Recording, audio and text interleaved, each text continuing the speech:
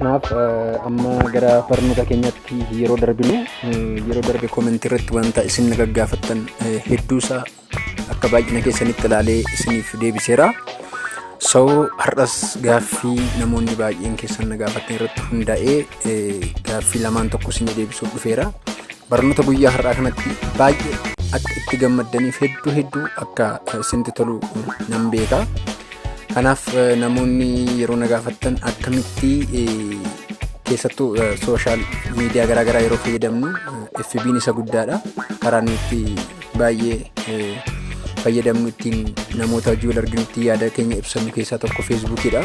Feesbuukiin keenya immoo baay'inaan yeroo baay'ee nama 5,000 caalaa nuuf hin qabatu. Adreesii nama 5,000 hin darbu kun seeruma feesbuukiiti.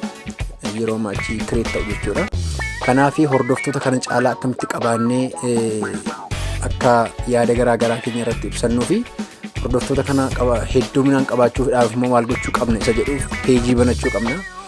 Peejiin akka FB isa noormaalii kana ad friendii gaafatamni.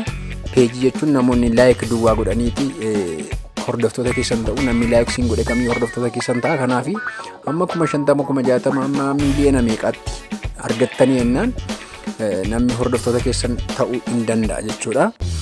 Inni kan biraan giruuppii illee banachuudhaaf namoonni karaa garaagaraa giruuppii banuu barbaaddanii peejii FB peejii banachuu barbaaddanii karaa garaagaraa namoonni yaaltanii dadhabdan koomentii irratti waan nagaafattaniif amma kallattii mangara sanatti sin geessaa akkamitti akka giruuppii banannuu fi akka feesbuukii peejii isaa akkatti banannu jechuudha.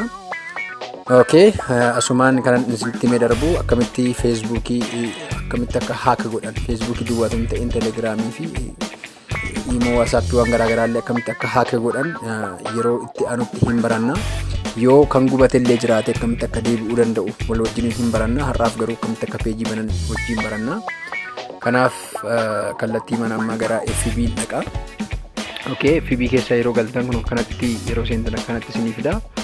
Sana booddee banachuudhaaf isteeppii ani isin argisiisu kana tokko na duukaa deemtanii hordoftu.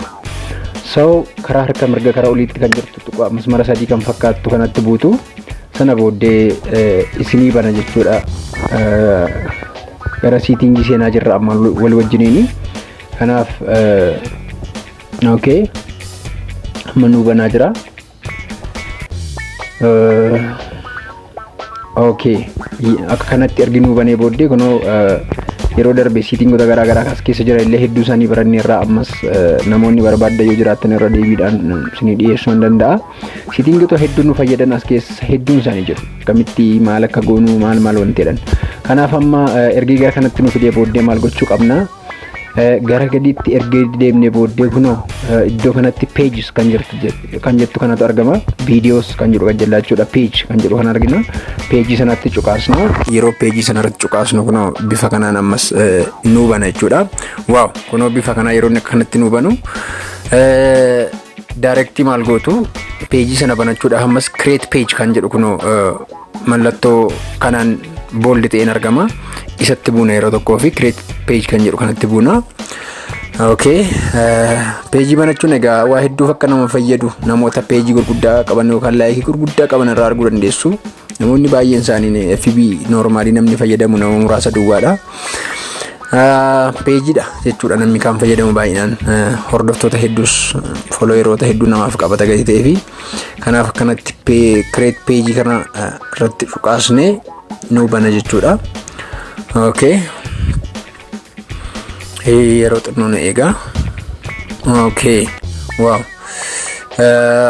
gara kanatti na dabarsee kunoo kanatti fideera.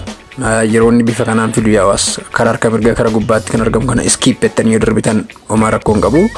Amma what do you want to name this page jedha. Amma peejii kana tokkoffaa gara booddeefis wanti kan biraan waa'ee peejii kanan isin barsiisu waan jiraatuu fi ammumaan isinitti meen darba. Peejii yeroo banattan maqaan isinitti fayyadamtan yookaan akkaataan fayyadama maqaa keessanii baay'ee clearly yookaan ifaa ta'uu qaba. Waan namoonni jaallatan, waan namoonni dafanii likes ni gochuu danda'an, maqaa bareedaa namatti tolu ta'uu qaba jechuudha. Fakkeenyaaf ani akkanatti mee maqaa peejii kootii akka kana jedhee haa banadhu. Okay, Oromiyaa jedhee haa banadhu. Kuno kanatti jedheera. yeroo kana kun maqaa peejii kooti jechuudha. Oromiyaa bakka namoonni baay'een afaan dubbachaa jiru kunis afaan saba bal'aatii sabni keenya bal'aa dhagaitee fi waan akkasii namni jaallata gaiteef laayik naa godha hordoftoota hedduu nan argadha jechuudha. Kanaaf kanatti godhee booddee next jedha amma maqaa kana kireet godheera. Amma jalaa kaataagooriin tokko hin jiraatu waattis kaataagorii best describes the page you went to create jedha.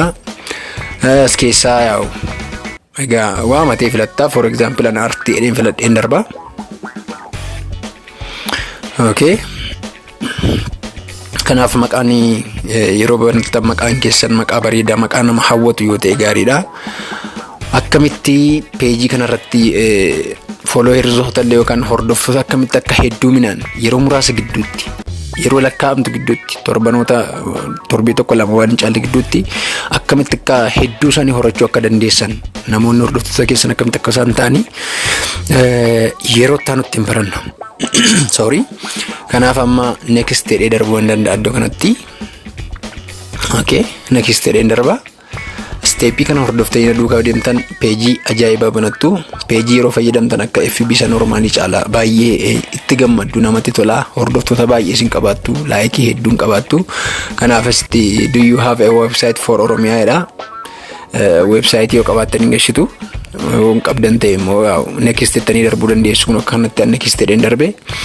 Kanaaf amma bifa lamaan nuu fidee jira kunoo. Wanti akka rectangle fakkaatu mallattoo guddaadhaan gara duubaatti jiraate add mallattoon jettu irra jirtu kuni suura nuyi background irra kaa'achuu barbaannudha jechuudha iddoo sana kan jiru. Kanaaf suura background keenya nuuf bareeda ta'ee fi suura yeroo irra keessanis suura baay'ee bareedu irra gootu take upload jettanii gallery keessa kanatti seentanii. Okay, suura jaallattan irra gootu. For example ani suura kanarra haa godhu. Background korra suura kanan godha. Okay, kunoo bifa kanaan na argisiisa jechuudha.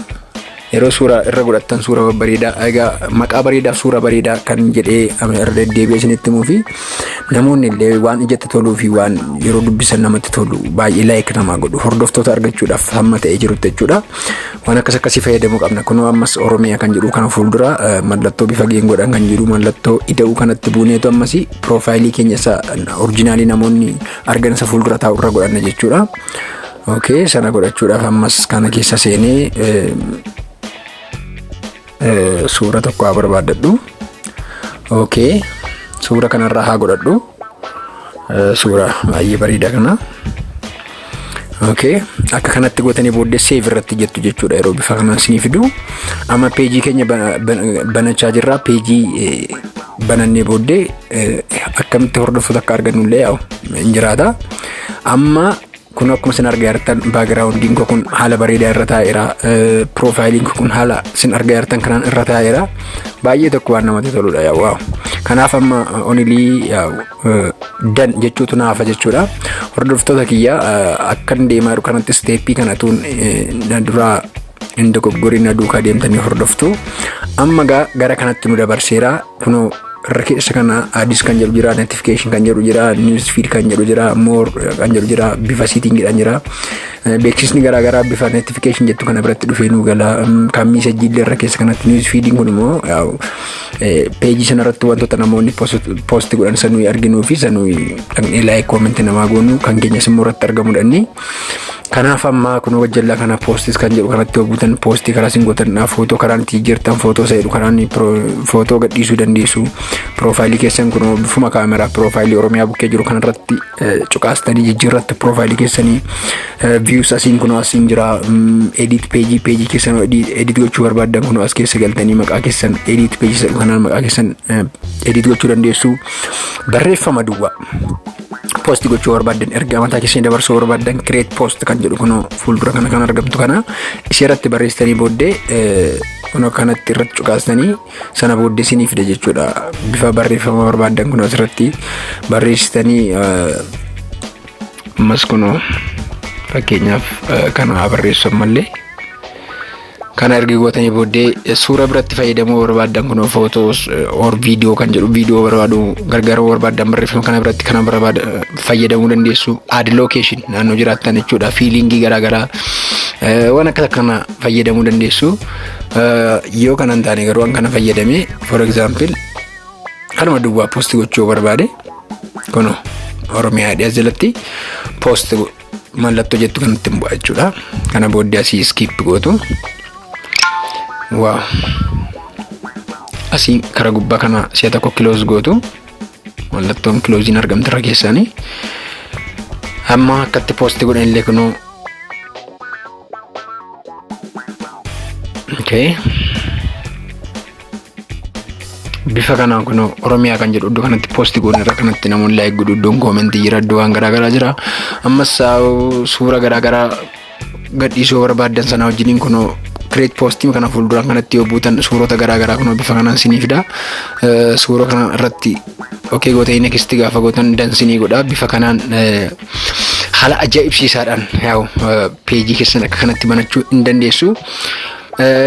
FB normaalii isa fayyadamtanis namoota 5,000 qabdu ta'e 3,4 qabdu ta'e friendota yookaan immoo hordoftoota qabdan sana guutummaatti fudhattanii gara page kanaatti guutummaa isaa akkamitti akka darbus namoonni barachuu yoo barbaadan sinin barsiisa. Comment irra naa keessu guutummaa isaa fudhannee friendota keenya fudhannee gara page kanaatti page kun haaraa lafaa ka'e nama tokko nu lakkaa'uun jalqabu jechuudha. Friendota duraan qabnu fudhannee gara kanatti darbinee page duwwaa akka fayyadamnu namoonni barbaadan comment irra naa keessu. Kanaaf kan kana fakkaatan gaaffii barbaadan dhimmoota teknooloojii garaagaraa wajjiniin siitingota garaagaraa wajjiniin wanta sarakkisee jiraate na gaafachuu dandeessu. Ani yoomiyyuu isin barsiisuuf qophiidha. Afaanuma keenyaan walirraa barannu afaanichuma haa dagaagsinu. Yoo sitti tole like, yoo sitti tole comment, yoo sitti tole share. Ammallee namoonni subscribe godhin jirtan Amii Sabakoo Tube kan jedhu kana subscribe godha. Amma si'a tokko gara duubaatti deebina. Okay.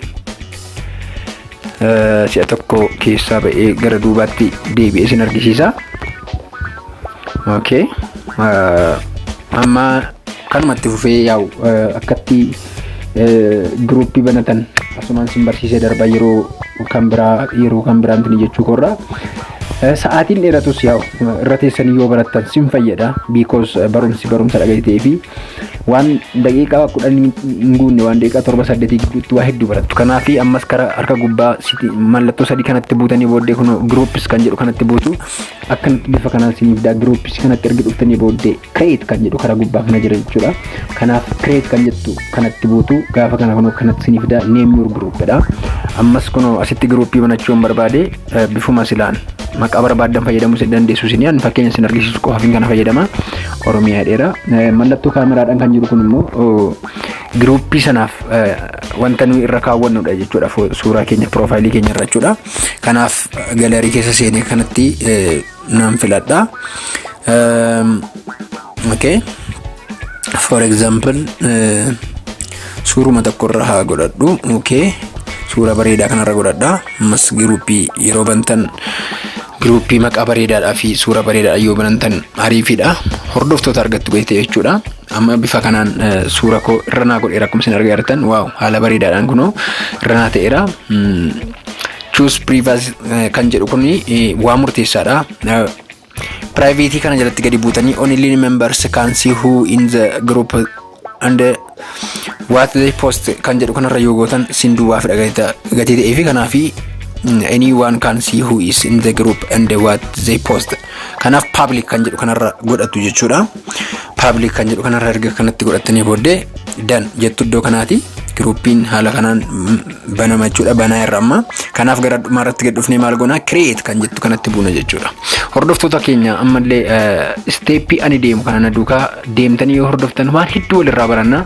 Afaanuma keenya walirraa baranna. Amma gara kanatti nu dabarseera. Gara kanatti nu dabarsee jira jechuun namoonni kuni friendota FB keenya jala jiranna isaan kana fuunee invite mallattoo jettu kanatti bifa kanaan yoo itti bubu'aa deemne jechuudha. Kunoo bifa amma argaa jirta kanaan yoo itti bubu'aa deemne amma fedhii keessanii irra godhachuu dandeessu groupii kanarra jechuudha. Namoota kana gara groupii kanatti dabaluudha jechuudha. Namoota kana invite bifa kanaan gogochaa deemnarraan gadee fakkeenyumaaf isin argisiise. Kana booddee irra keessa kanaan kun kan jirtu dan kan jedhu kanatti buuna. Groupiin keenya kun haala ajaa'ibsiisaadhaan akkasitti nu banamee jira. Adminiin isa barbaadan iddoo kana dhuftanii siitingota garaa garaa qaba. kanallee yeroo kan biraas barachuu dandeenya ofii keessan dubbistanii bira ga'uu dandeessu wanti sirra akkasuma jiru giruuppii haala ajaa'ibsiisaadhaan kanatti banneerra barnoota guyyaa har'aa irratti hedduu akka gammaddan nan abdadha gaaffii garaagaraallee na gaafachaa waan turtaniif waan hordoftanii na dhaggeeffattaniif hedduu tokko galatooma Oromoo tiyyaa sinin jaaladha barnoota biraan hamma walitti deebinutti hamma sitti naga nagaatti.